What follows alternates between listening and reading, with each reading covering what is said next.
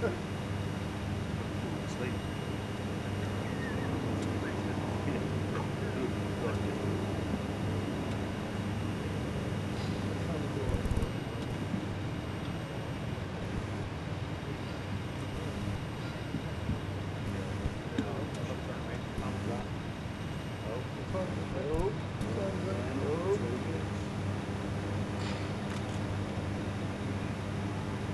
1 minute past. 21 seconds to go.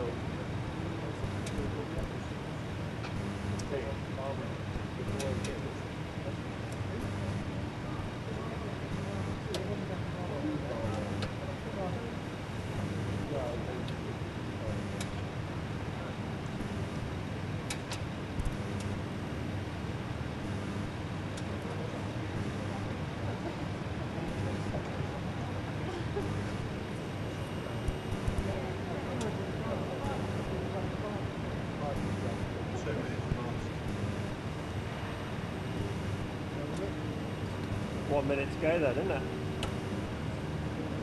Come out in 30 seconds. When you're in 3 minutes, you're in it at 3. Okay. 3. It's on the 3s, mate. I think everyone should have to guess times, but they're not allowed to lift their camera until they're timed. And then they have to put it down after their minute's up.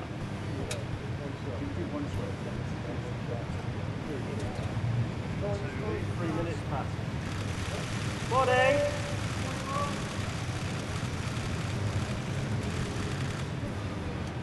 It's 2 minutes past. Oh, she hasn't left yet, though. Oh, no, it's what she's coming 2 minutes 30 seconds. We were right, weren't we? Alright lads, fair play. I concede. AFP have tried and failed.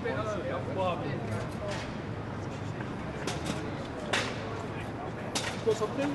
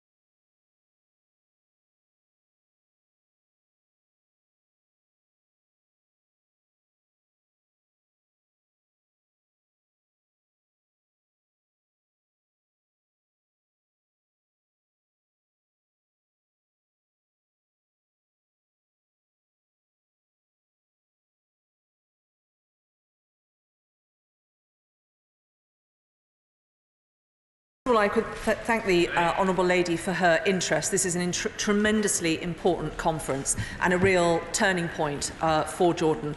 Absolutely, yes, we are looking at trying to secure investment into that country to enable the public funds to build those that infrastructure to support everyone getting to work. And unless women are included and refugees are included, we will fail in that task.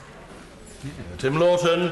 Mr. Speaker, can I declare an interest, having recently joined the Honourable Lady with Oxfam in Jordan, and very much welcome the London initiative. Following on from that point, will there be urgent steps to take account of the fact that youth unemployment is now put at something like 38%?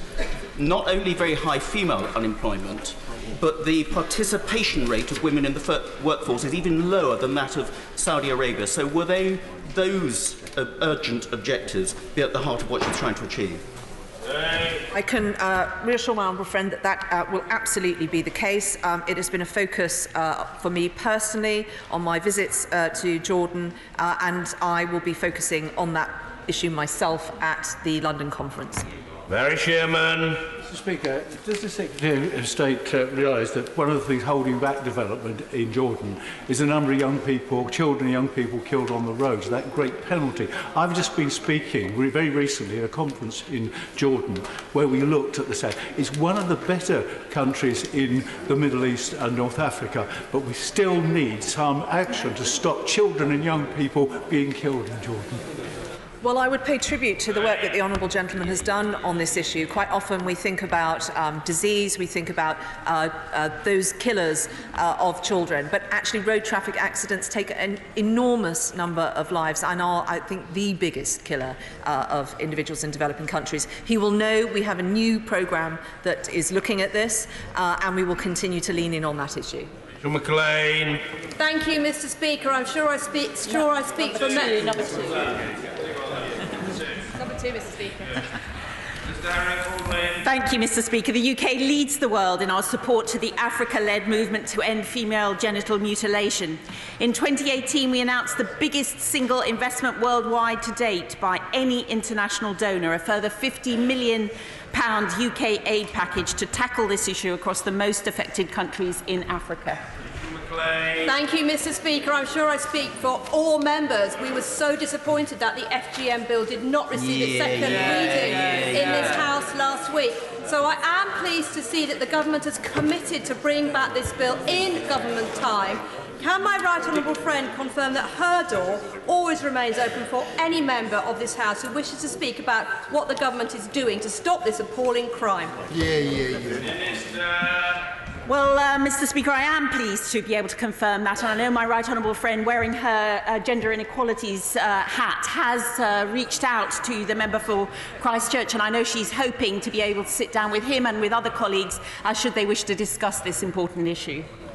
Anne Clwyd. Thank you, Mr. Speaker. Since I got my act through Parliament on FGM in 2003, we've only had, as you know, one successful prosecution, which is a disgrace. And I'd like to say I feel embarrassed talking about eradication of FGM in other countries, but it was particularly what has been done in Kurdistan, because from my past experience there is a problem with FGM. Are we tackling it?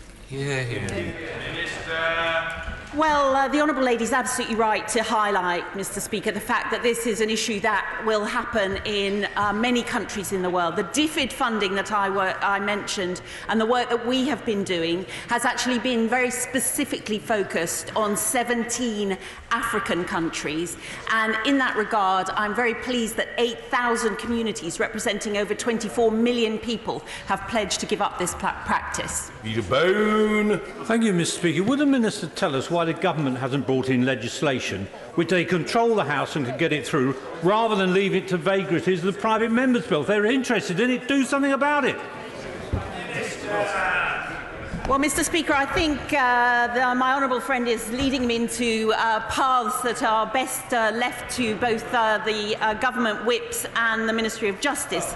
But of course, the UK does also believe that we can work with some of the citizen-led movements in Africa to change perceptions around this. Gregory Campbell. Thank you, Mr. Speaker. The Minister alluded to the Africa-led initiative, which has been very positive, but would she not undertake to be much more emphatic in trying to coordinate an Africa-wide initiative to eliminate this vile practice?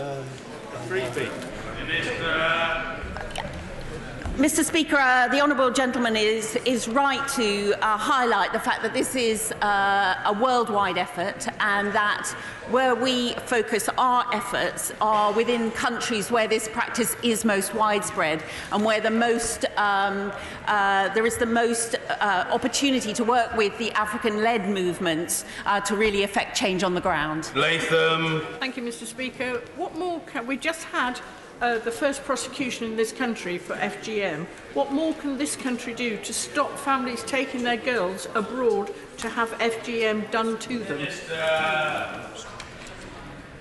Well, my honourable friend is absolutely right that we have done a lot in this country to change domestic legislation to make sure that we are putting reporting requirements on parts of the NHS, for example.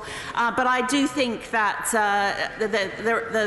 one really must pay tribute to the tireless campaigning by very, very courageous activists, both here and overseas, in terms of changing the practice and changing communities on the ground. Patricia Gibson. Everyone would agree, of course, that we need to tackle female genital mutilation, and the Minister will be aware that the Private Member's Bill was scuppered. In the light of that, can she understand that confidence in the Government's willingness to deal with this has been shaken, and now it's important that it moves quickly to restore that confidence? Well, Mr. Speaker, I really would encourage the Honourable Lady to continue with that confidence, and we can point to a very strong track record of working on this issue, not just in the UK, but also in terms of working with some of the African-led initiatives in African countries. But she will have heard in the urgent question, I think it was on Monday, that the Chief Whip has committed to taking forward the UK legislation as quickly as possible. Thank you, Mr. Speaker. Question number 3. Thank you, Mr. Speaker. With your permission, I'll group this with question 8. Yemen remains the world's largest humanitarian crisis, with nearly 80% of the population requiring humanitarian assistance, and the UN is set to launch a new $4 billion appeal for 2019 later this month at a pledging conference at which I'm hoping to represent the UK. The UK is providing £170 million this financial year, which includes enough food for the equivalent of 4 million Yemenis for a month. Eddie Reeves. Over 3 million people have been internally displaced and thousands have been killed in Yemen, mainly as a result of the Saudi coalition bombing campaign. Last year, the cholera outbreak affected 200,000 people. Over 22 million people are reliant on humanitarian aid, and millions of children are unable to go to school. When will the government stop selling arms to Saudi Arabia and work towards an end to the conflict? Well, the situation in relation to the conflict has moved on a degree, with the fragile peace agreed at the Stockholm Agreement, that fragile ceasefire and redeployment of forces continuing, and as a result of that, the humanitarian situation is improving. The latest figures I have is that in January, commercial and humanitarian imports via sea, overland and container met 94% of monthly food requirements and 83% of monthly fuel requirements. The situation in Yemen was caused not by the Saudi coalition, but by an insurgency led by the Houthi. Only Thank you, Mr. Speaker. Before Christmas, there was much discussion about the ceasefire around the Port of Hodeidah and the prospects this would bring for improving the humanitarian situation in Yemen. What further progress does he expect to be made in helping those who have suffered for so long in the Yemen? The ports of Hodeidah and Salif are open, and they're taking in more ships. My honourable friend is absolutely right that the test of whether or not the political agreement in Stockholm is having an impact will be measured on success on the humanitarian front. We're continuing to do all we can to support the UN efforts to find a peace in Yemen, and we'll continue to do so. Thank you, Mr. Speaker. The Stockholm Agreement is indeed very welcome, but the Minister is right that it is also fragile. One of the features is the World Food Programme supplies that are very difficult to get access to. Can he update the House on the prospects of that access? Because the head of OCHA has said there's a risk that the food will simply rot and therefore not be available for consumption. Minister. He's right. The honourable gentleman's right. I spoke to World Food Programme Director David Beasley last week. The situation at the Red Sea mills is it's been difficult to get to them because of mining. There is a concern that not only has some food perhaps rotted, but it has been stolen by illicit elements. So we have to find out what's there. The continuing progress in relation to peace will make access to those mills more likely, and we'll continue to press for that. Sir David Evener. Thank you, Mr. Speaker. I welcome what my right honourable friend and his department are doing in this tragic situation. What more does he feel, though, that the UK could do to make sure that the children, particularly, who are suffering so much, are helped more? Minister. I'm grateful to my honourable friend. I think the best thing we can do, firstly, is support the negotiations to ensure that the conflict comes to an end. That is the best thing. Second, keep up our support for humanitarian aid and assistance, which has been significant. And in relation to the children, back things like a nationwide measles and rubella vaccination campaign, which is underway, which is going to target 13.3 million children in Yemen between the 9th and 14th of February. That demonstrates how much we owe to the aid workers who are involved there, and also the contribution that the UK is making. Thank you, Mr. Speaker. There is no doubt that the Minister has done a huge amount of work on this issue, but the key is the resumption of the peace talks. The parties last met on the 18th of December. When are they going to meet again? That will unlock the corridor and unlock the humanitarian needs. The right honourable gentleman, of course, knows as much about Yemen as anyone in the House. What I can say in relation to the peace talks is they're built on confidence, and the next round will take place when UN envoy Martin Griffiths believes there is sufficient confidence for those talks to proceed. At present, though, the ceasefire has held, although fragile. Confidence is building up between the parties, and when the time is right, we will be able to move forward with the next stage. Dr. Philippa Whitford. Question number 4, Mr. Speaker. Mr. Speaker, infectious disease surveillance is vital to global health security. The UK supports global, regional and national efforts to strengthen surveillance, including through the WHO, the Global Fund and the Global Polio Eradication Initiative. DFID's Tackling Deadly Diseases in Africa programme and Public Health England are helping to strengthen regional and national surveillance capacity. Whitford. Thank you, Mr. Speaker. The eradication of polio in the next few years represents an incredible achievement of both vaccination and international cooperation. But the infrastructure and staffing of the Global Polio Initiative has actually provided a lot of that surveillance that helped detect epidemics like Ebola. So how does the Minister plan to replace the polio resources and ensure that both vaccination and surveillance continues? Here, here. The Honourable Lady, who understands this issue very well, is right to point to the importance of the Global Polio Eradication Initiative, which has been the bedrock for disease eradication efforts. Innovative approaches that help to provide timely and high-quality surveillance. What we need to do is ensure, both through in-country programmes and also through the work being done through WHO, we make sure that efforts to ensure surveillance on polio doesn't slacken off because of potential eradication, and we will continue to do so. Thank you, Mr. Speaker. What potential is there for the work that his department did last year with the Met Office, with NASA, with other US scientists on cholera in the Yemen? What potential is there for that to be scaled up and used in other crisis situations to prevent the spread of disease? My right honourable friend points to a remarkable innovation, which was using the resources of the Met Office, recognising the importance, of course, of wet and damp weather for the spread of cholera, and using that information to make sure that accurate support was provided in areas of risk. I think it points to a very good use of modern technology, which we intend to see replicated elsewhere. Stephen Gethins. Mr. Speaker, the Minister will be aware of some of the excellent work done by researchers in universities across the UK, including St Andrews in Dundee, in tackling illnesses like AIDS, TB and malaria. Now, given the drop in aid to health spend recently, will he commit to ensure a fully funded global fund? We've been one of the leading donors to the Global Fund. There is no suggestion that that should end. And my father, a graduate of St Andrews and who was also at Dundee, will be making sure that good research facilities remain key to the United Kingdom's effort to support this. Preet Corgill. Thank you, Mr. Speaker. I would also like to associate this side of the House with the Secretary of State's comments in respect of DFID staff in Nairobi. Mr. Speaker, we in the United Kingdom are rightly proud of our publicly run National Health Service, and it is thanks to our incredible NHS staff that we are able to effectively tackle the causes and symptoms of infectious diseases here.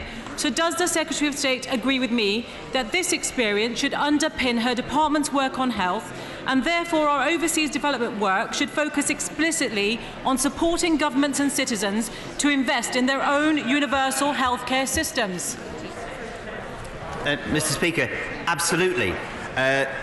Much of the work that we do in global health is designed not only to support particular projects to eradicate individual diseases, but it's absolutely crucial it's built to support and sustain health systems where they are. Because in looking for the sort of illnesses and infectious diseases that could spread around the world, like AMR, these health systems will do an incredibly valuable job. Zeichner. Number 5, Mr. Speaker.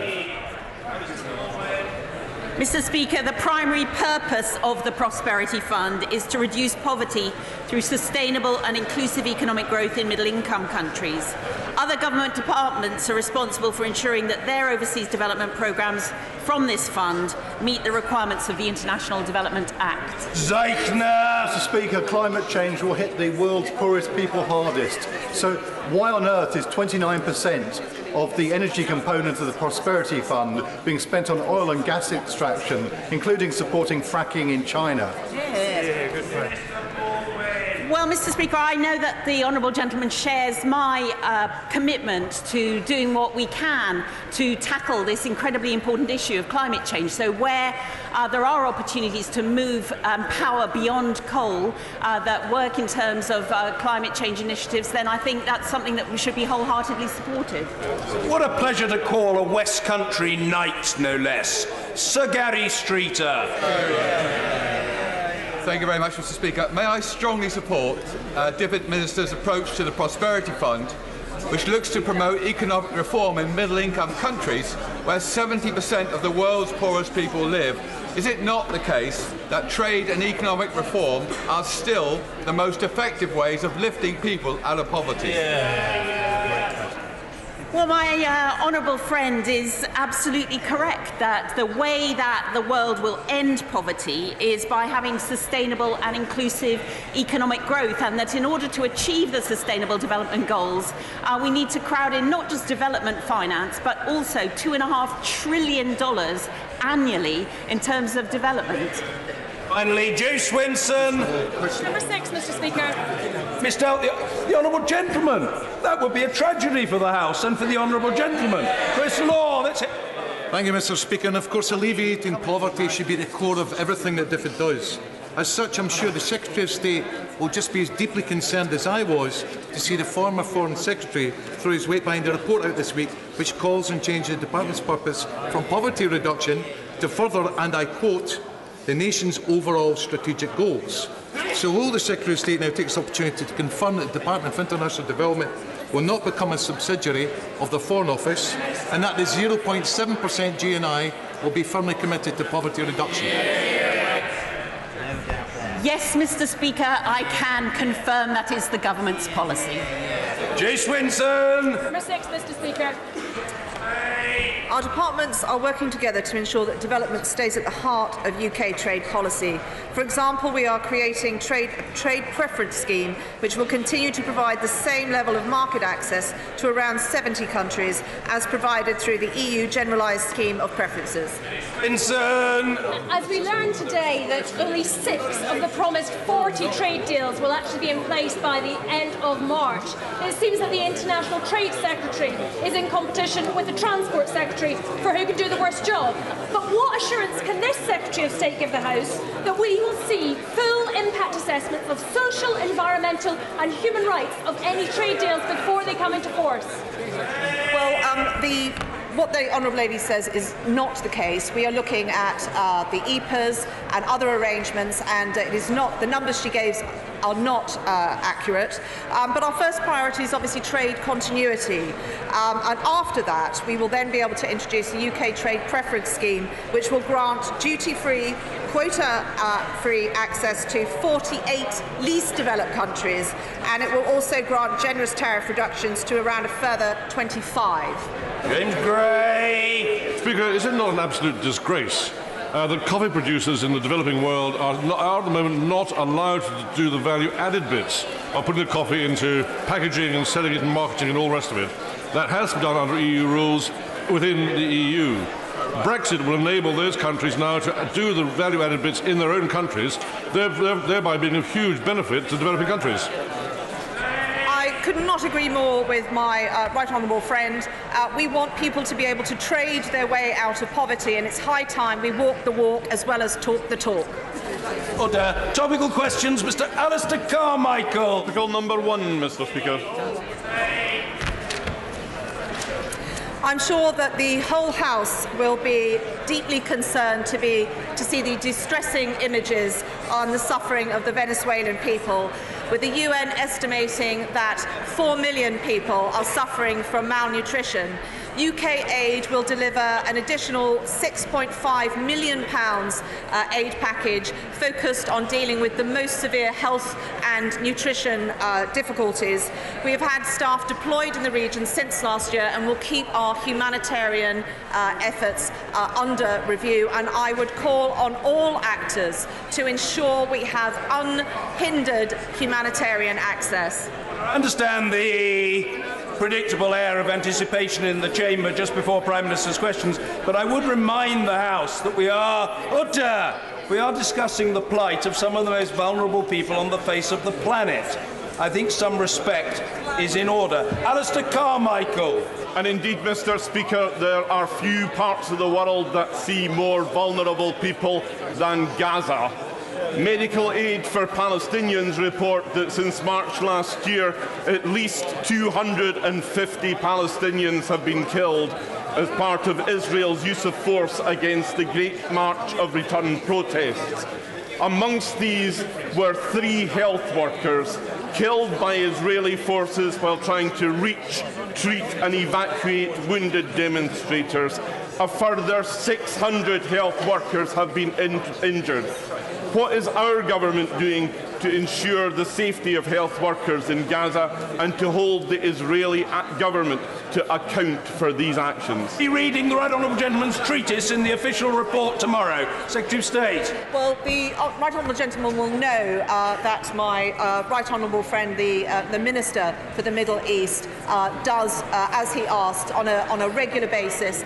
With regard to the humanitarian work that we're doing, he will know that we have stepped up our offer, in particular looking at providing additional medical support, and we will continue to do that.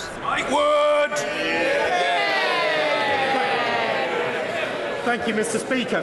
Will the Minister ensure that her department's education policy and financial decisions prioritise making sure that all children have an opportunity to learn, as recommended in the Send My Friend to School Coalition's new report?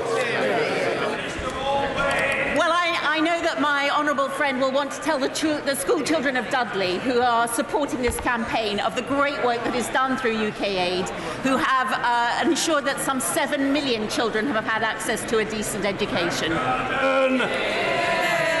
Thank you, Mr. Speaker. Can I ask the Secretary of State why does she believe the UK's commitment to spending 0.7% of national income on aid is unsustainable? Well, I would thank the honourable gentleman for allowing me to remind the House that it was under a Conservative-led government that our commitment to 0.7 was introduced. It's a Conservative government that has retained that commitment to 0.7. What we want to do, though, in future years is looking at being able to maintain that with public funds, but reduce the burden on the taxpayer. Thank you, Mr. Speaker. I'm asking because the former Foreign Secretary has called for the department to be closed and she has said nothing. Party colleagues have called for aid to be redefined away from poverty reduction, and she has said nothing. Isn't the sad truth that members opposite, now circling the Prime Minister, know that their leadership prospects are buoyed by appealing to the tiny number of Tory party members who hate aid even as much as they want to bring back capital punishment? Why should anyone trust a government that has pushed 14 million of its own citizens into poverty to stand up for the world's poorest people? They should trust me as the Secretary of State, having actually been an aid worker. They should trust this government because it introduced the policy and is retaining the policy. The honourable gentleman opposite mischaracterises the comments of certain colleagues in this House. For example, the former Foreign Secretary has not said he wishes to abandon 0.7. What we do want to do, though, and I would encourage the honourable gentleman to talk about the global goals at the dispatch box. We want to deliver them, and if we want to do so, we need $2.5 trillion additional funding going into developing countries. That is what this government is focused on delivering. Thank you, Mr. Speaker. What work is her department doing to ensure that our independent trade policy will lead the way globally in alleviating poverty? Well, I thank the honourable gentleman. I have 70 of my staff embedded in the Department for Trade, forming a new post-Brexit trade offer, and a great deal of that effort is looking at what we can do to enable developing countries to trade their way out of poverty. Perkins! Speaker, it's been reported that up to 300,000 Venezuelans could die if aid doesn't reach them shortly. Given the Maduro regime will not allow aid from America, can the Secretary of State tell us what Britain can do politically and practically to help Venezuelans on the ground? I thank the Right Honourable Gentleman for raising this critical issue. The Foreign Office are doing a tremendous amount, meeting their counterparts, not just in the US, but Canada, and obviously in the region, to see what more we can do. We stand ready to do more, and it will be driven, what we do will be driven by what we find on the ground. He will understand that this is very sensitive because some of our partners who we work with in the region are very vulnerable if we identify precisely who they are and what they are doing. But we will stand by the people of Venezuela. My right honourable friend will know that the restrictive common agricultural policy has damaged agriculture in Africa. After Brexit, what can we do to stimulate trade, particularly with farmers in sub-Saharan Africa? Well, I'm pleased to be able to reassure my honourable friend that there is already a lot that we can do, and that there are many products such as avocados, cashew nuts that we simply can't grow in the UK, and I know that UK consumers and African producers will benefit from growth in those areas in years to come. Thank you. Order. Questions to the Prime Minister. Helen Whately. Mr. Speaker. Thank you, Mr. Speaker. Mr. Speaker, later today, this House will have an opportunity to pay tribute to the Clerk of the House, Sir David Natzler. May I take this opportunity to add my own? Sir David has served this House for over 40 years with dedication and tireless devotion.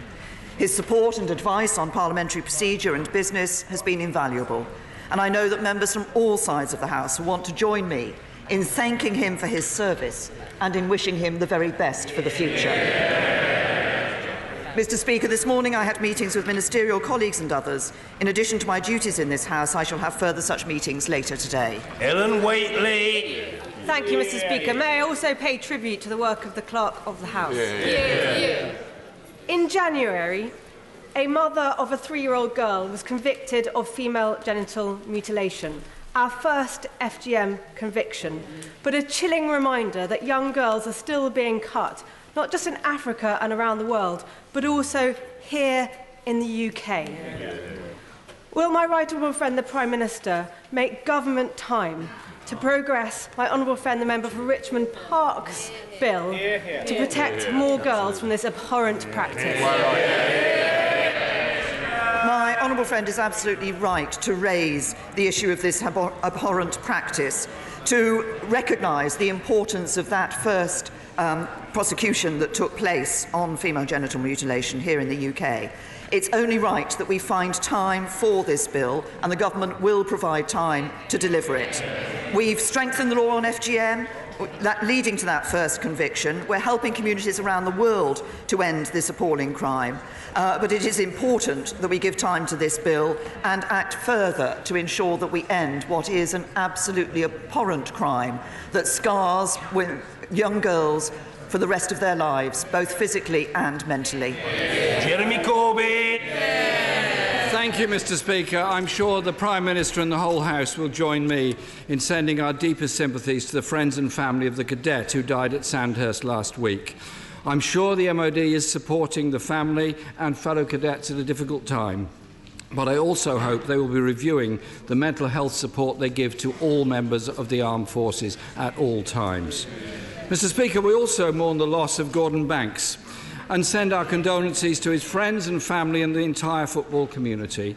He was one of the greatest goalkeepers of all time, 73 caps for England, including playing in every single game during the victorious 1966 World Cup campaign, which I remember with joy. Mr. Speaker, I also want to thank Sir David Napley for his work as Clerk to the House and wish him well in his retirement. He's been here even longer than I have and has always been a source of advice to all members, irrespective of their party, and I always admire his dry wit and humour whilst describing the proceedings of the House. I think we owe him a big debt of gratitude. Mr. Speaker, the government's handling of Brexit has been costly, shambolic and deliberately evasive. Nothing symbolises that more than the fiasco of seaborne freight. A company with no ships and no trading history. On the 8th of January, the Transport Secretary told the House, "We're confident the firm will deliver the service." What went wrong? First of all, can I join the right honourable gentleman in the remarks he made about the cadet at Sandhurst? He referenced the issue of mental health. This is an important issue overall, but obviously an important issue in our armed forces as well. And I'd like to pay tribute to the work of my honourable friend, the member for Plymouth Moor View, for the work that he has done in relation to mental health in the armed forces. I'd also like to send my deepest sympathies to the family and friends of Gordon Banks. Like the right honourable gentleman, I'm old enough to remember the 1966 World Cup.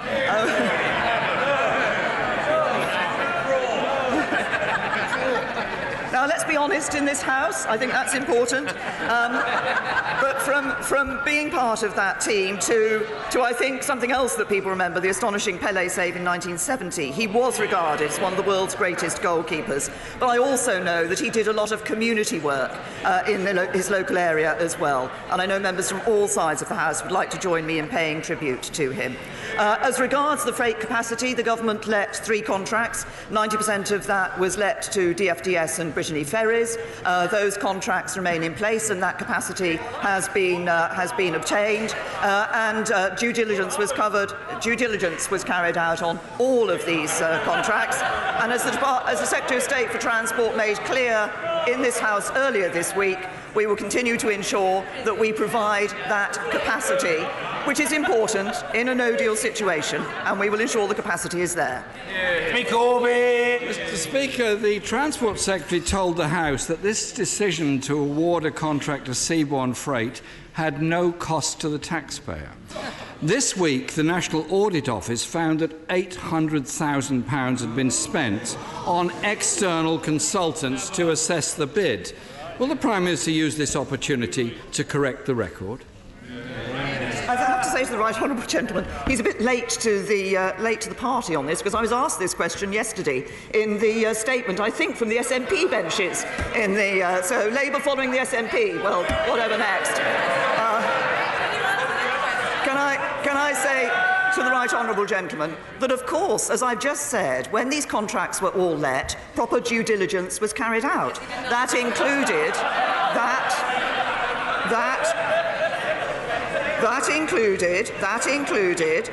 third-party assessment of the companies that were bidding for the contracts. There would have been a cost attached to this process, regardless of who the contracts were entered into with. Jeremy Corbyn! I'm really impressed that the Prime Minister can keep a straight face while she said due diligence was carried out. The Transport Secretary said its business and operational plans were assessed for the department by external advisers. On the basis of that advice to his own department, Seaborne was a start-up company with no ships, and the contract was high risk, is what he was told. Why then, if he was told it was high risk, did he proceed with the contract? To the right honourable gentleman, what he appears to be suggesting is that the government should never look at start-up companies, should never look at the opportunities for new companies to be undertaking this here. But it is entirely right that the government has ensured that the majority of these contracts went to established companies, and I think it's entirely right that a company of which due diligence had been carried out. It's no good saying it wasn't, because it was, and we will ensure that the ferry capacity is there. What we're doing, of course, in these contracts is ensuring that we are able to deal with the situation were we to enter into no deal. Now, the right honourable gentleman has said in the past that he didn't actually want any money being spent on no deal preparations. He's also said in the past that he doesn't want us to go into a no deal situation. That's fine, but if he doesn't want us to be in a no-deal situation, he's going to have to vote for the deal. It appears that we have to be fair to those advisers, because they were instructed to restrict their due diligence to the face value of the presentation put to them by Seaborne Freight, a company that had no trading history, and look into the directors of Seaborne, some of whom it appears would not have passed a due diligence test. However, the Transport Secretary told the House this procurement was done properly in a way that conforms with government rules. But what a Freedom of Information request reveals is that the Secretary of State bypassed those rules, as the Procurement Assurance Board, a senior panel of experts and lawyers, were denied the chance to scrutinise the deal. So what action is the Prime Minister going to take over what appears to be a very clear breach of those rules? The contract was awarded following commercial, technical and financial assurance at a level in line with the company's status as a new entrant to the market, carried out not only by senior DfT officials, but by third-party organisations with experience and expertise in this area. That includes Deloitte's, Mott MacDonald and Slaughter and May. It was designed in recognition of the risks posed. No money was paid to the contractor. No money would be paid until services were delivered, and therefore the money has been paid to that contractor. But I say to the right honourable gentleman, he has stood here time and time again and said actually that we shouldn't be doing anything to prepare for no deal. It is entirely right and proper that this government is taking the action necessary to ensure that it's not our policy to have a no deal, it is our policy to get a deal. But should we be in that no deal situation, we need to ensure we have the capacity we need, and that's exactly what we're doing. Jeremy Corbyn! Could I bring the Prime Minister back to the question of seaborne ferries? Eurotunnel has called this ferry contract procurement secretive and flawed exercise. And taxpayers now face a legal bill of nearly £1 million contesting that. The money goes up and up. The Secretary of State's decision to award the contract to Seabourn has increased the budget deficit of Thanet Council, the owners of Ramsgate Port, by nearly £2 million. When questioned on this by the member for South Thanet, the Transport Secretary refused to give a guarantee. Can the Prime Minister today give a cast-iron commitment to the people of Thanet and confirm they won't be picking up the bill for this failure of this contract? Can I say to the Right Honourable Gentleman that the Department of Transport and other parts of government are in discussion with Thanet Council about the issue of this contract and the impact of this contract. But can I also just again remind the Right Honourable Gentleman of why it is that the Department of Transport has taken these actions in relation to ferry capacity. It is in order to be able to ensure that in a no-deal situation we are able to guarantee that medicines will be brought into this country. Primarily, we're prioritising medicines being brought into this country. Again, that was a question I seem to remember being asked on more than one occasion yesterday by members of the SNP who had an interest in that. The Right Honourable Gentleman doesn't seem to be interested in ensuring that we can, in a no-deal situation, provide the medicines that people in this country need. That's what we're doing. That's the sensible approach of a government that is taking this matter seriously. Jeremy Corbyn. Maybe the Prime Minister should follow the advice of the House and take no deal off the table and negotiate seriously with the European Union. And it cannot be right, Mr. Speaker, it cannot be right that a hard-pressed local council and local taxpayers are footing the bill for the incompetence of the Secretary of State for Transport and this government. The spectacular failure of this contract is a symptom, Mr. Speaker, of the utter shambles of this government and its no-deal preparations. The Transport Secretary ignored warnings about drones and airport security, gave a £1.4 billion contract to Carillion despite warnings over their finances. He oversaw the disastrous new rail timetables last year, rail punctuality at a 13-year low and fares at a record high. That is some achievement. And now the Transport Secretary is in charge of a major and vital aspect of Brexit planning. How on earth, Mr. Speaker, can the Prime Minister say that she has confidence in the Transport Secretary? Let me tell the Right Honourable Gentleman what the Transport Secretary is delivering. The biggest rail investment programme since the Victorian era. Spending nearly £48 billion on improving our railways to deliver better journeys. 20% higher on average every year than under a Labour government. That's what the Transport Secretary is delivering. Commitment to transport in this country and commitment to transport across the whole of this country. But I notice that the Right Honourable Gentleman wanted to focus his questions in that way, rather than asking more general questions in relation to Brexit, because of course there are still a number of issues. There's still a number of issues on Brexit where we don't know his answers to the big questions. We don't know if he'd... It's no good Labour members burying their heads in their hands. We don't know whether their leader backs the second referendum. We don't know whether their leader backs the deal. We don't even know whether he backs Brexit. He prefers ambiguity and playing politics to acting in the national interest. People used to say he was a conviction politician. Not anymore.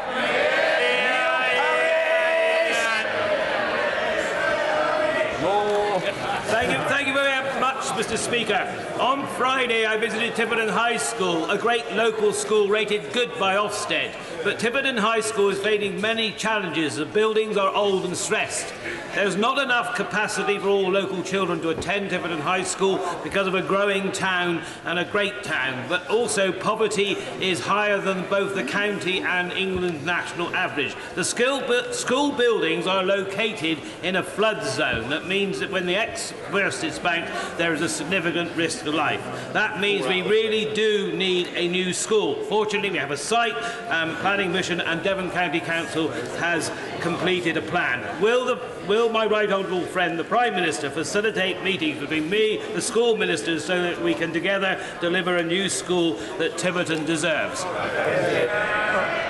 Can I thank my honourable friend for raising this issue with me? And obviously the quality of school buildings is an important issue in our education system. That's why we are putting more money into it, and we're investing £23 billion on school buildings through to 2021. But he's raised the specific issue of Tiverton High School, and I'm sure, and I will make sure that a minister from the Department of Education will be happy to meet him and with the head teacher and the council, if that is appropriate, to discuss this issue. Mr. Ian Blackford. Thank you, Mr. Speaker. Can I congratulate so many of my colleagues who are sporting yellow today as a mark of solidarity with those from Catalonia that are on trial for the political principle of supporting self-determination. Mr. Speaker, will the Prime Minister rule out bringing the meaningful vote to this House less than 2 weeks before the 29th of March? The right honourable gentleman, he was present yesterday when I made my statement to the House, and he heard the process that we will be following. There, of course, is a debate that is taking place tomorrow, and then we have made clear that we would bring back, if a meaningful vote hasn't been brought back and passed by this House, we'll make a statement on the 26th of February and a debate on an amendable motion on the 27th. Ian Blackford. I'm afraid, Mr. Speaker, that was no answer from a Prime Minister that continues to run the clock down. This is the height of arrogance from a government set on running the clock down. Just 44 days from a no-deal scenario, the Prime Minister is hung-strung by her own party and rejected by European leaders. The Prime Minister must stop playing fast and loose. Businesses are begging for certainty. The economy is already suffering. Prime Minister, you've come to the end of the road, rumbled by your own loose-lipped senior Brexit advisor. Will the Prime Minister now face down the extremists in their own party and extend Article 50? To the right honourable gentleman, he talks about certainty for business. He can give business certainty by voting for the deal. That's what gives business certainty. He complains about no deal. But of course it was the SNP who wanted to leave the UK without a plan, and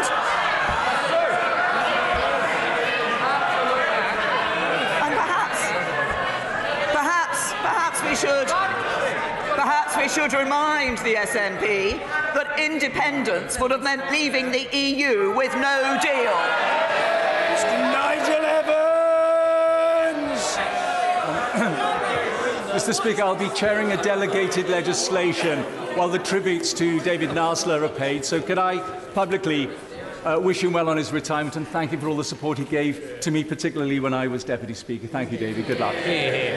Sladeburn Health Centre serves 1,100 people in the village and surrounding rural areas. It's well used and well loved by an ageing population with no bus service. And the contract's up for renewal, and people really do fear the salami slicing of services, or even worse, the closure. So will the Prime Minister publicly give her support to health services like Sladeburn today, and to say that either reduction of services or indeed even worse, closure would be totally unacceptable? Can I say to my right honourable friend, first of all, I'm aware of the issues with Sladeburn country practice. And, of course, we're aware of the pressures facing GPs. That's why there's going to be a major new investment in primary and community health care. This is a very important element of our National Health Service, and that has been set out in the long-term plan.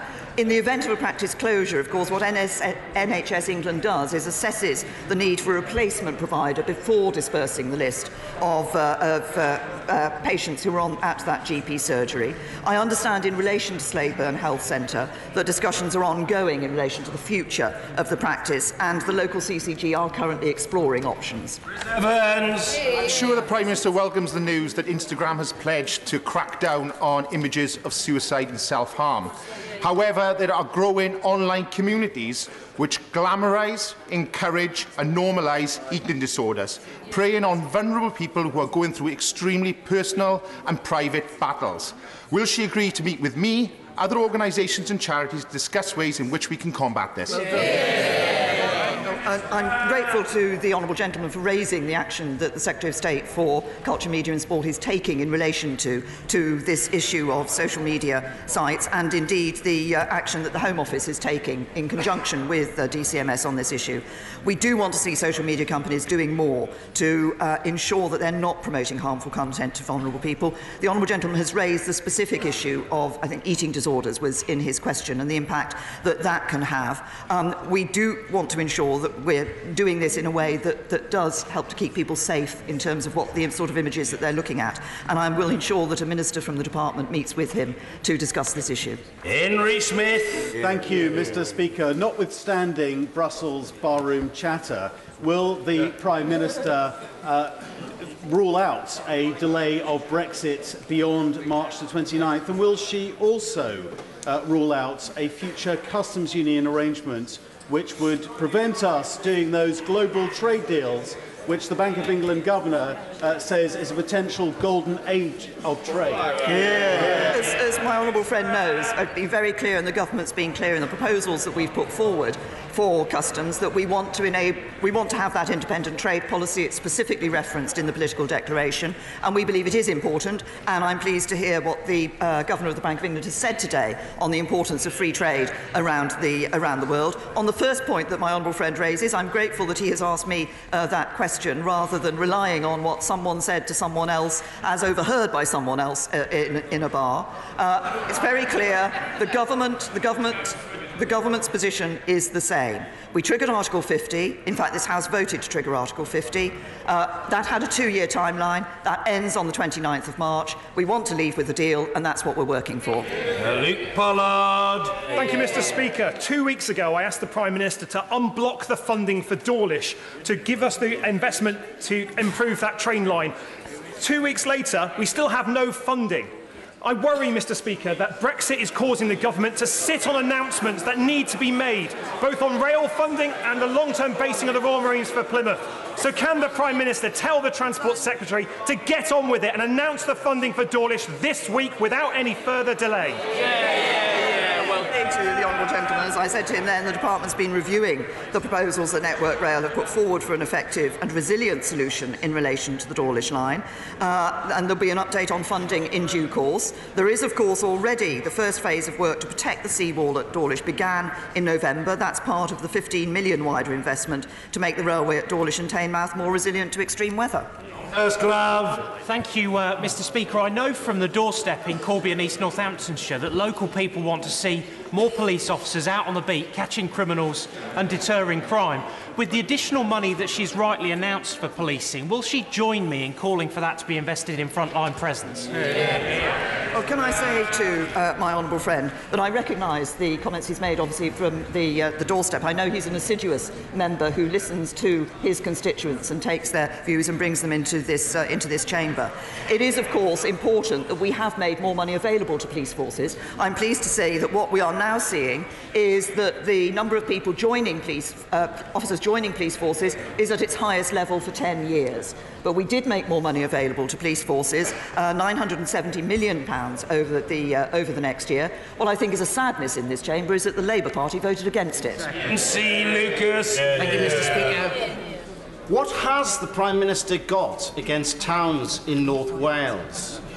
In the week following the loss of a £20 billion Hitachi contract in the region, the government she leads announced the moving of 380 Wrexham tax office jobs to Liverpool and to Cardiff city centre. Is it her view that towns across the UK should not have public sector jobs? No, it is not. And I have to say to the honourable gentleman, on the issue that he raised about the Hitachi site at Wolfer site, we did offer a package of support. We offered a package of support that no previous government had been willing to consider, of 1/3 equity, all debt financing, and a strike price of no more than £75 per megawatt hour. Ultimately, we couldn't reach an agreement between all parties at this stage, and Hitachi decided on a commercial basis to suspend the project. But they've made clear they wish to continue discussions with the government on bringing forward new nuclear at Wolfer, and will support those discussions. Johnson. Thank you, Mr. Speaker. Mr. Speaker, over the last 4 years, the number of people who have been stopped and searched by the police has fallen by 2/3. At the same time, the number of stabbings has increased by 1/3. Does the Prime Minister therefore agree with me that, carried out in the right way, stop and search is an effective part of the battle against knife crime? Can I say to my honourable friend, I absolutely agree that, carried out in the right way, stop and search is an effective tool for our police forces. We recognise the concern there is about violent crime, and obviously he's specifically raised the knife crime issue. That's why the Home Secretary has published the serious violence strategy. We've established a serious violence task force. But on the point about stop and search, just to reiterate, what we want the police to do is to use stop and search properly and lawfully. It is a vital and effective policing tool. What we expect them is, when they use stop and search, they do it lawfully. Steve McCabe. Mr. Speaker, I'm sure you recall the halcyon days when the Prime Minister told a rapturous Tory conference that she'd put an end to rip-off energy companies once and for all. On Thursday, Ofgem relaxed her energy cap. On Monday, E.ON announced a 10% price increase, and now we discover that the number of households in official fuel poverty has grown to over 2.5 million. How does she think she's doing? I say to the honourable gentleman that, of course, it is this government that has introduced the energy price cap. This is not something that was done by the previous Labour government. It has provided protection to 11 million households, and energy suppliers will no longer be able to rip off customers on poor value tariffs. It will save consumers a total of £1 billion on their bills annually. And the Citizens Advice Bureau has previously said the cap means people are paying a fairer price now and will continue to pay a fairer price even if the level of the cap rises. Robert Halfon. Thank you, Mr. Speaker. Since 2014, the number of children being excluded from schools has risen by 67%. Every school week, there are 4,253 children with special educational needs who have been permanently excluded or have fixed exclusions from school. This is a burning social injustice. Will my right honourable friend update the House on the progress of the Timpson review into excluded children and confirm whether or not the government will make schools accountable for the outcomes of the pupils they exclude, as our Education Select Committee recommended and the Secretary of State has suggested? Well said. Thank my right honourable friend and the Education Select Committee for their work on this important issue. Obviously, we all recognise that good discipline in schools is essential, but it's also important to ensure that any exclusion is lawful, reasonable and fair. And of course, guidance does set out that head teachers should, as far as possible, avoid permanently excluding any pupil with an educational healthcare plan and make additional efforts to provide extra support to avoid excluding those with special educational needs. We do want to ensure that schools play their part in supporting children who've been excluded, working in collaboration with alternative providers and local authorities. My right honourable friend mentioned the Timpson review. That is still ongoing, but I can assure him that when it reports in due course, we will look very seriously and very carefully at the recommendations it provides. Thank you, Mr. Speaker. Mr. Speaker, since 2013, 220 parliamentarians and 450 members of their staff have received mindfulness training here in Parliament. Our cross-party group has produced this report, Mindful Nation Report, into the uses of mindfulness in education, health, prisons and the workplace, and it's been well received by government. After Brexit negotiations have been concluded, when she might need to de-stress, will she meet with representatives of our cross-party group and senior scientists to look at what more can be done with mindfulness to reduce human suffering and to promote human flourishing. Well, can I thank the honourable gentleman for raising this important issue, and also thank not just him but the Mindfulness APPG for the work that they've done and their recent report. And obviously he knows that mindfulness-based cognitive therapy is recommended for use by NICE for adults with depression. But I noticed I recognise the training that has gone into staff. I recently, well, some weeks ago, had an individual from my constituency come into my surgery to talk about mindfulness, and the member of my parliamentary staff I had with me had actually undertaken the training and was therefore able to speak about the impact that had had. So commissioning of psychological therapies is a matter for NHS England, but I'll ensure that they are aware of this report. Gentleman is obviously a beneficiary of mindfulness himself. He seems a very calm and phlegmatic fellow these days, which wasn't always the case in the past. We're very grateful to the honourable gentleman. George Freeman. The honours system is designed to acknowledge and celebrate great public service to our nation. Does my right honourable friend agree that when a small minority of recipients of honours, like Philip Green, bring the system of honours and business into disrepute by being found to have behaved disgracefully, letting down the vast majority in business who set the highest standards, then it's right that this party and this government should be the first to stand up for decent standards and look at beginning a process for seeing whether people who behave in that way should be stripped of their honour? Can I say to my honourable friend that obviously, as he has just said, the honours system is there to recognise exceptional service and achievement in a wide range of spheres of public life. And it's important that if the recipient of an honour brings that honour into disrepute, steps should be taken to review that honour. Now that, of course, there is a forfeiture process for that purpose. That does include an independent forfeiture committee, which gives recommendations to me for Her Majesty's approval. That is the process, but it's important, I believe, that we have that, so that anybody who has been in receipt of an honour that brings honour into disrepute, that steps can be taken to review that. Vicky Foxcroft. Last weekend, Millwall Lionesses from my constituency played and beat Lewis FC in the 4th round of the FA Cup. For winning, the Lionesses received £2,000 prize money. The winners of the same round in the men's competition received £180,000. Is the Prime Minister willing to put pressure on the FA to equalise prize money for the men's and women's competition as Wimbledon did in 2000? Well, can I say to the honourable lady that as the president of the Wargrave Girls Football Club, I'm very willing to commend all those girls and females who play football.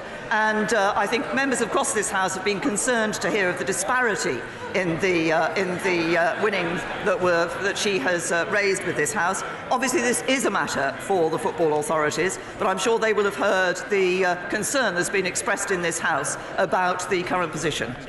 Heidi Allen. Thank you very much, Mr. Speaker. It takes courage and leadership to admit difficult things, because that's how we start to recognise the need for change. So I'd like to thank the Secretary of State for Work and Pensions for acknowledging there has been a link between accessing universal credit and food bank usage. But it isn't the case that there has been a link. There is a link. Will the Prime Minister please urgently review the 5-week wait and the benefit freeze? Both must go. Because the unpalatable truth is that our welfare safety net is no longer holding up those most vulnerable in society. It's tangling around their feet and dragging them under the water. Well, my honourable friend and I have discussed the universal credit and the rollout of universal credit in the past. As she will know, we've taken a number of measures. As we have been rolling this out slowly and carefully, we've taken a number of measures to address issues that have arisen. Shortly after I became Prime Minister, we cut the taper rate so people could keep more of the money that they earned. Subsequently, we have, of course, ensured that we scrapped the 7-day waiting. We've introduced the two-week overlap in relation to those in receipt of housing benefit.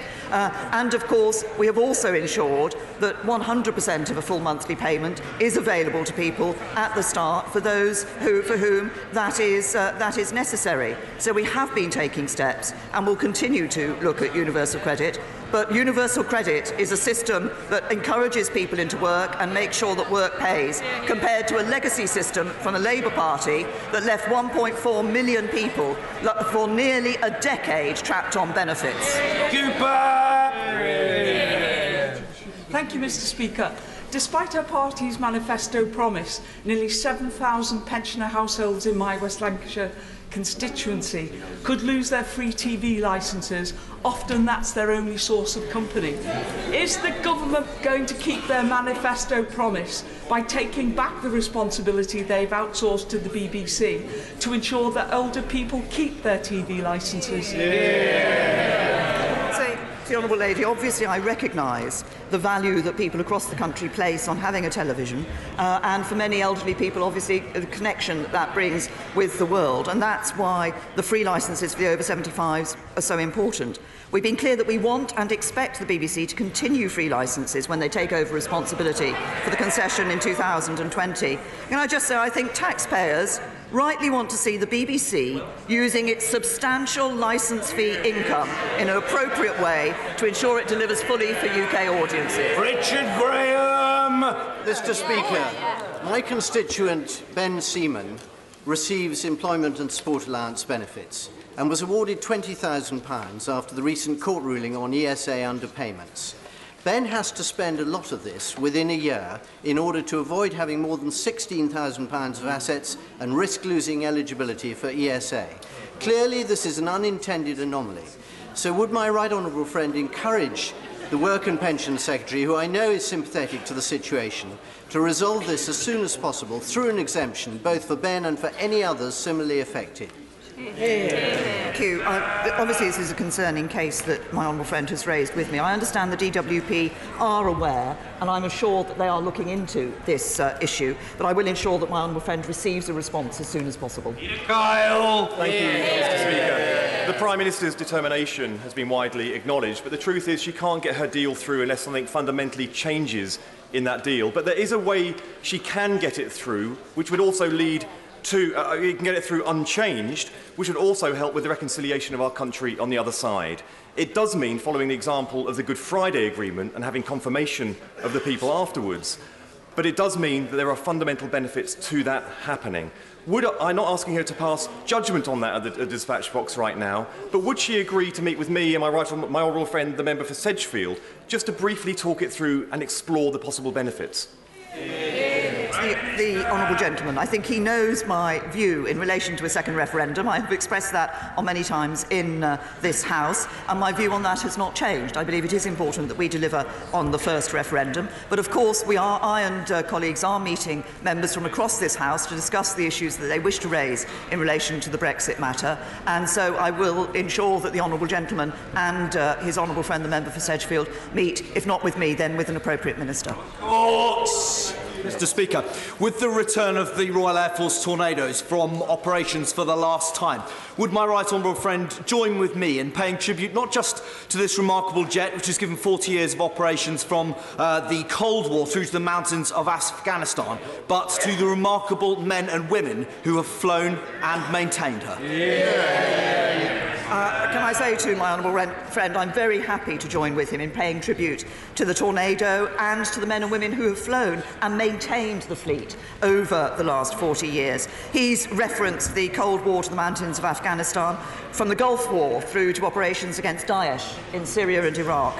The Tornado has been an integral and vital part of our AF operations. And I think, as my right honourable friend, the Defence Secretary, said last week, it's with a heavy heart but enormous pride that we bid farewell to the Tornado from operations, having played that vital role in keeping Britain and the Allies safe. It will, of course, be replaced with worthy successors in the improved Typhoon and the new F-35s, which keep us as a world leader in air combat, but I'm very happy to pay tribute from this dispatch box to the plane and to all those men and women who have both flown and maintained it over those 40 years. Savile Roberts.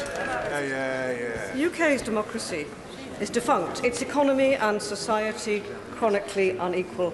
Britain is breaking. Mr. Speaker, let us speak as others find us. This plain truth has not gone unnoticed. In pubs, clubs and homes, on pavements at schools and workplaces, in a Yes is More gig in Cardiff this Friday, people talk about this place and how Westminster is failing them. When will the Prime Minister lift her gaze above party interests above Westminster interests. When will she work with others to remake this island as 3 self-sufficient, thriving nations, rather than perpetuate the assumption of privilege for one? Can I say to the Honourable Lady that when I became Prime Minister, I was very clear that I wanted a country that worked for everyone. That was the entire United Kingdom. I note that in her question, she failed to recognise that Northern Ireland is part of the United Kingdom. And we want Northern Ireland to remain part of the United Kingdom. And can I also say to her that democracy is not defunct. Democracy in this country will be shown by this House recognising the vote that took place in 2016, delivering on the result of the referendum and voting for a deal for us to leave the EU. And Bradley! Mr. Speaker, despite our comparative size, the UK has more government departments than even the USA, and we hear in this place all the time about the challenges of cross-departmental working. Will my right honourable friend commit to looking carefully in the spending review at opportunities to shrink the size of government and instead focus our spending on public services?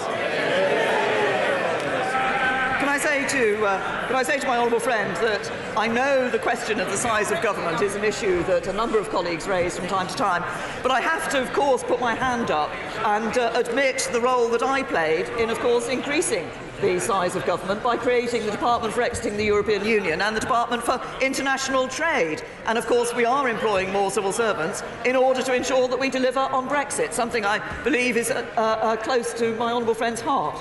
Brown! Mr. Speaker, Mariam is just 6 months old. She's beautiful. She was recently diagnosed with a devastating form of muscular dystrophy. Her brother had the same condition and died tragically young.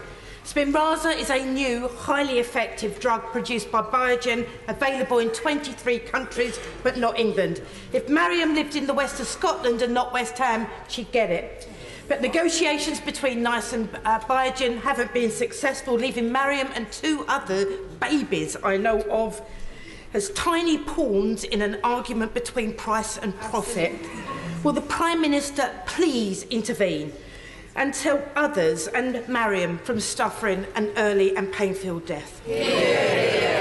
Obviously, the Honourable Lady has raised the case with great passion in this House. I will ensure that a Minister from the Department of Health looks at the issue and responds to her. Giles Watling. Thank you, Mr. Speaker. Mr. Speaker, the consumption of dog and cat meat goes against our British values. They are our companions, they are not food. Does my right honourable friend agree that a ban on consumption here, where astoundingly it is still legal, would put us in a leading position, sending a clear message to the rest of the world that the sickening and horrific suffering that these animals experience during slaughter should be stopped? If so, will she commit to this change, which has cross-party support, as demonstrated by amendment to the Agriculture Bill? Can I say to my honourable friend, obviously I'm aware of the amendment that he has put to the Agriculture Bill, and I thank him for raising this issue. The welfare of animals is a priority for this government. Of course, I am pleased it is illegal to sell dog and cat meat in the UK, and there are no abattoirs licensed to slaughter dogs. And thankfully, there is no evidence of human consumption of dog or cat meat in the UK. And I certainly hope that other countries will join the UK in upholding the highest standards of animal welfare. Order. In wishing the Honourable Lady a very happy birthday and hoping that the House will join me in doing so, I call Rachel Reeves. Thank you, Mr. Speaker. 21 again. My constituent, Harriet, recently gave birth to her baby 3 months premature. When Harriet was due to return to work, her baby had only recently come out of hospital, and she had to make the choice between taking additional time off work but struggling to pay the bills, or to return to work but miss crucial bonding time with her baby. The government had committed to reviewing this issue by the end of January. We're now halfway through February, so will the Prime Minister commit to take action and to extend parental leave to the parents of children who end up in neonatal wards? Thank you. First of all, happy birthday to the Honourable Lady. We are reviewing this situation, and we're also looking at the circumstances, other circumstances, for example, like miscarriage, and what applies in those circumstances. But I'll ensure that a written response is given to the Honourable Lady. Thank you. Finally, Craig McKinley. Mr. Speaker, the Leader of the Opposition has shown today that little knowledge is a very dangerous thing. He chose to speak about Seabourn and Ramsgate Port in my constituency of South Thanet. He does not speak for South Thanet, I do.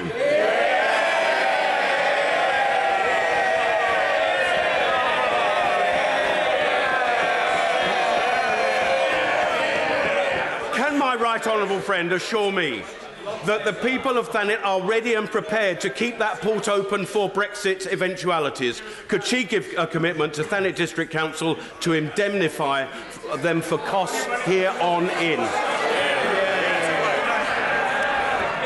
Can I say to my honourable friend that no one can doubt the passion and vigour with which he speaks up for the people of his South Thanet constituency. He's raised the issue of Ramsgate Port. I am aware of the interaction that's been, the discussion that has been between Thanet Council and the Department for Transport, and I believe that continues.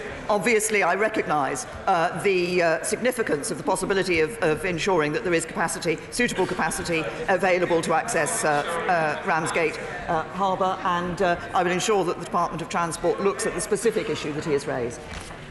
Order. Yes, on this occasion I will take the point of order from the Right Honourable Gentleman Member for Ross, Skye and Lochaber, because I gather that it appertains to the